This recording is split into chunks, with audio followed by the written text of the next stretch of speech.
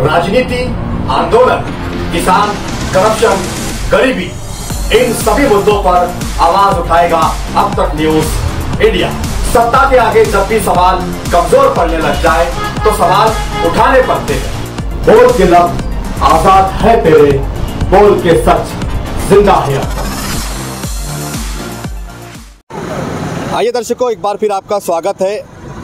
दर्शकों, आज हम खड़े हुए हैं मालेगांव शहर के राष्ट्रीय एकात्म माता चौक पर। जैसा कि आप देख सकते हैं पीछे राष्ट्रीय एकात्म माता चौक कॉलेज ग्राउंड।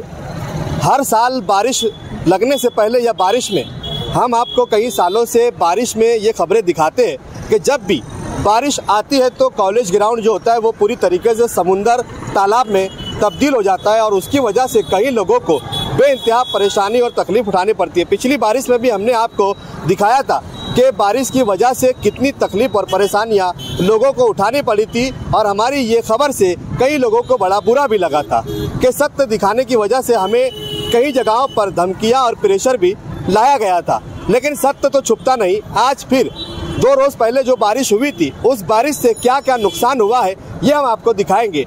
आज भी तीसरा दिन है बारिश होने को लेकर कॉलेज ग्राउंड पर, जहां पर कई सैकड़ों लोग रोजाना अपनी रोजी रोटी कमाते हैं। कई झूले वाले तो कई चाइनीज की दुकानें, पानी की पूरी, भेल की दुकानें, घोड़े और कुछ झूले वाले वहां पर अपनी रोजी रोटी करते हैं। लेकिन 3 दिनों से उनकी रोजी रोटी बंद पड़ी हुई है क्योंकि पूरा कॉलेज ग्राउंड तालाब समुंदर बना हुआ है। जबकि इसी समुंदर को खाली रखने के लिए मालेगांव महानगर पालिका ने लाखों रुपयों की निधि खर्च करके कॉलेज ग्राउंड से लेकर नदी, मौसम नदी तक का पाइपलाइन डाली गई थी, अंडरग्राउंड पाइपलाइन।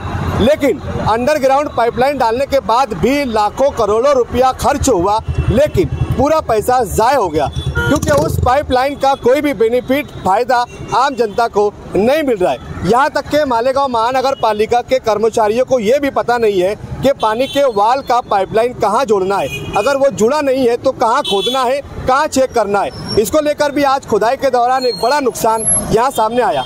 आप देख सकेंगे, हम आपको लेकर चलेंगे कि खुदाई के दौरान जहाँ खोदना चाहिए था वहाँ नहीं खोदा गया, दूसरी जगह खोद देने की वजह से ये हुआ कि पूरे इलाके की लाइट सर्विस बंद हो चुकी है और दिन भर से लोग इस गर्मी के मौसम में गर्मी का मज़ा ले रहे हैं। हमारे साथ में समाज सेवक और उद्धव बाला साहेब शिवसेना के युवा नेता प्रेम माली हमारे साथ है, जिन्होंने इस पर आवाज़ उठाई है। उनसे भी बात करेंगे। आइए चलते हैं वो जगह पर जहाँ पर कामकाज चल रहा है। प्रेम भाई, क्या विषय आज दिन भर से यहाँ जो चल रहा है? यहाँ का जो सब्जेक्ट है, तो जो 3 दिन पहले बरसात हुई है रात में, तो आप देख सकते हो 3 दिन हो चुके हैं फिर भी पानी वैसे का वैसा है। इससे पहले जो इसको अवकाली पाउस बोला जाता है, यानी बरसात के दिन ना होते हुए जो बरसात गिरती है उसको अवकाली पाउस बोलते हैं। तो पहले बरसात में जो इनका काम है, जो पूरी निकृष्ट दर्जे का, ये सबके सामने आ चुका है। इतने लाखों रुपए खर्चा करके ये पाइपलाइन यहाँ से नदी तक लेके गए। इन्होंने पूरे रास्ते भी खराब किए, यहाँ तक कि 14 अप्रैल की जो मेरोनुक थी, इनकी खराब रास्तों की वजह से उनको भी दिक्कत हुई, लोगों को भी दिक्कत हो रही है। हमारी जो जिम है यहाँ पे, ये जिम का यहाँ पे जो बरसात का पानी आता है, यहाँ पे उनका वॉल जो है ये अच्छे से ना होने के कारण ये ऊपर का पानी नीचे जिम में आ जाता है। पिछली बार आपने देखा था कि जिम के अंदर पूरा पानी था। उसके बाद जो इन्होंने पाइपलाइन बनाई है, ये पूरी पाइपलाइन कहाँ ज्वाइंट करने की यही उनको पता नहीं है। तो जब इन्होंने जो बरसात गिरी उसके बाद इनको पता चला कि अपन ने ज्वाइंट करना शायद से भूल गए, तो उस वजह से इन्होंने जेसीबी मंगाया। इन्होंने, आप देख सकते हो, उधर भी खोदा है, 2-3 जगह खोदे। इधर आके जब इन्होंने खोदा तो इन्होंने डायरेक्ट इलेक्ट्रिक की वायरिंग उड़ा ली। तो इतनी गर्मी में जहाँ अपन सब परेशान है, उतने में सवेरे से लेके अभी तक पावर नहीं है। तो इस वजह से छोटे बच्चे होंगे, घर के बड़े बुजुर्ग होंगे, वो तो तकलीफ में है। उसके अलावा जो ये कमर्शियल एरिया है, यहाँ पर भी पावर की बहुत बड़ी दिक्कत हो रही है। क्या इसका सोल्यूशन है? इस तरह इसकी लापरवाही का जिम्मेदार किसको मानेंगे आप? इसके लापरवाही का जिम्मेदार पूरी तरह नगर पालिका और कॉन्ट्रैक्टर है, क्योंकि जब काम चलता है तो नगर पालिका के जो अधिकारी होते हैं उनका काम होता है कि साइड पर जाके वो काम देखना चाहिए। उनको क्या है, आजकल सब जो है कुर्सियां गर्म करने में बैठे, क्योंकि प्रशासक बैठ चुका है, उनको हिलाने वाला कोई है नहीं जो काम करेंगे। एसी में बैठते और अपने को आम जनता को यहाँ पे दिक्कतें का सामना करना पड़ रहा है। इसके पहले हमने देखे थे कि अपने नासिक जिला के पालक मंत्री माननीय आमदार साहब ने भी कहा था कि ये पानी का नियोजन निकालने के लिए कई लाखों रुपए की निधि उन्होंने खर्च की थी। उन्होंने लाखों रुपए की निधि तो लाई है, लेकिन जो एक कॉन्ट्रैक्टर जो लोग हैं, मैं उनसे भी गुजारिश करूंगा कि आम जनता की जो समस्या है उस पर आप खुद भी एहतियात करें, क्योंकि ये इलेक्शन आते जाते रहेंगे। आप इलेक्शन के मैं समझ सकता हूँ कि आप इलेक्शन के दौरों में इधर उधर होंगे, लेकिन जो मालेगांव ने आपको चुन के दिया, हम आम जनता ने, उनकी जो तकलीफ, वो तकलीफ भी आपने दूर करनी चाहिए। आपने निधि लाया होगा, कॉन्ट्रैक्टर को काम मिला होगा, लेकिन एक पालक मंत्री और यहाँ के आमदार होने की वजह से आपकी भी जिम्मेदारी बनती है कि ये काम सही से हो रहे हैं या नहीं हो रहे। क्योंकि जनता को क्या त्रास है, जनता को क्या त्रास है। उसके बाद ये ड्रीम प्रोजेक्ट था एक तरीके से, जो अपना कॉलेज ग्राउंड का ग्राउंड बना है,